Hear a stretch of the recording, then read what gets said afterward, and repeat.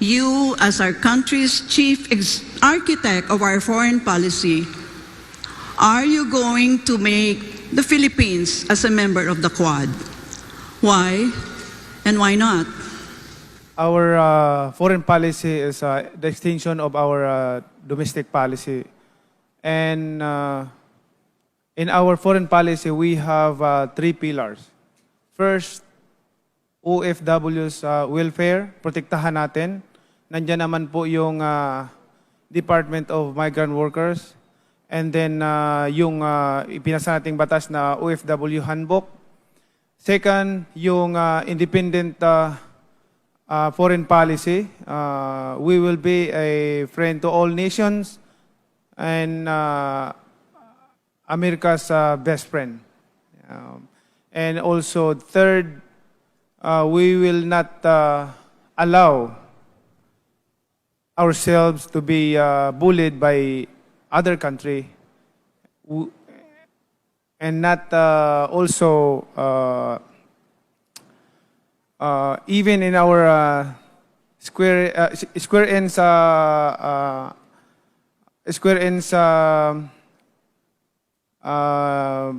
land will be giving up to them, and we will fight because we are Filipino. And also third, I mean that's third. That's enough po.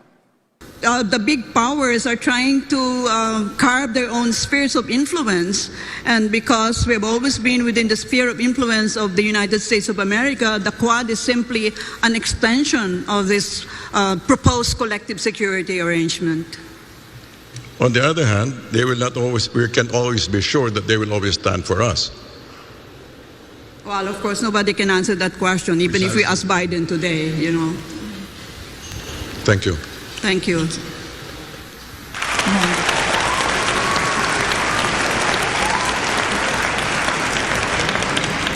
Senator Marcos?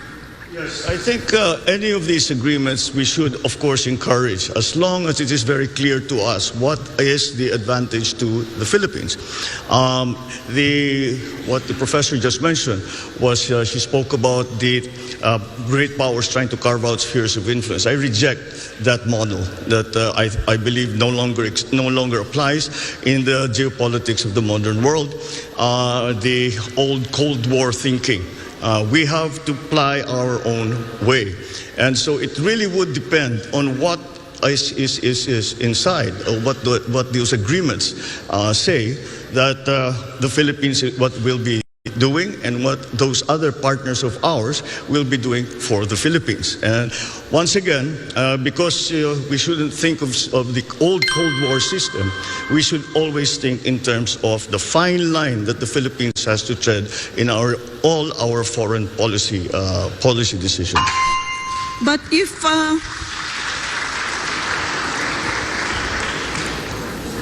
Mr. Marcos, if you reject the concept of spheres of influence, does that mean you're going to scuttle the Mutual Defense Treaty when you become President of the Republic?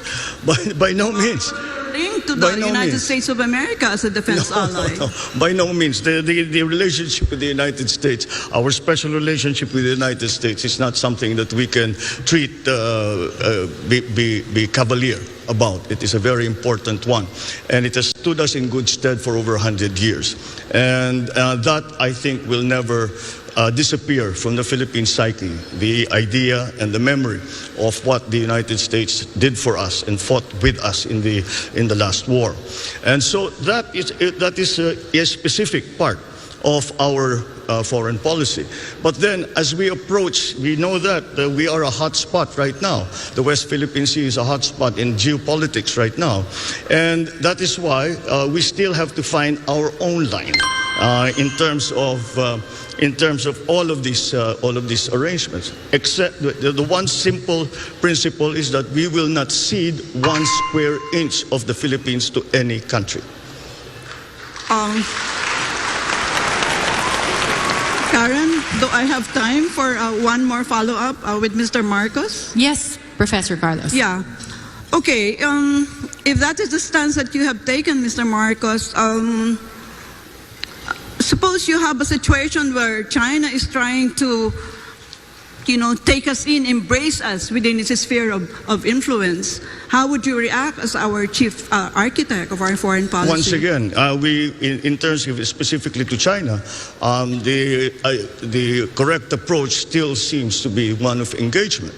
And no matter what the superpowers are trying to do, we have to work in the interest of the Philippines, and we cannot allow ourselves to